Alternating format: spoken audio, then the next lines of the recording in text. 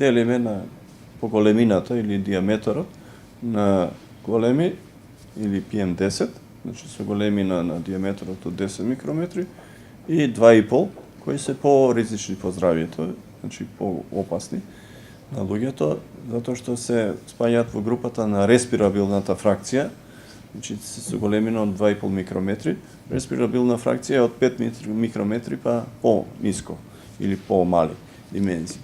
Тие може да навлезат во горните и во долните дишни патишта. Кои се горните дишни патишта? Во горните дишни патишта може да навлезат и едноставно и големите, 10 микрометарските, но ќе се задржат од страна на физиолошките механизми кои ги има секој човек. Што е тоа? Во носот имаме едни трепки, кои влакненца, кои едноставно вибрираат и ги запираат и ги фрлаат со самото движење и со, да кажем, со кивање, со кашлање и со плукање, не на јавен простор, едноставно се изфрлаат. Дел од нив може да се внесат и преку голтање, значи плунката да се проголта едноставно и може да минимален ризик да представува по здравието, затоа што преку дигестивниот систем поголемиот дел се изфрла непроменет, само мал дел може да се ресорбира, посебно кај децата.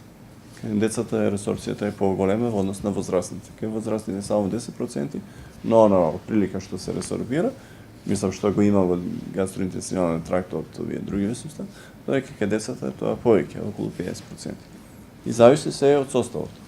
Додека овие респирабилните фракции, значи тие фините честички кои исто така се зголемени, тие ги поминуваат тие бариери, доаѓаат во долните дишни патишта преку бронхите, бронхиолите до алвеолите, каде што се тие како меури воздушни што ги имаме ние.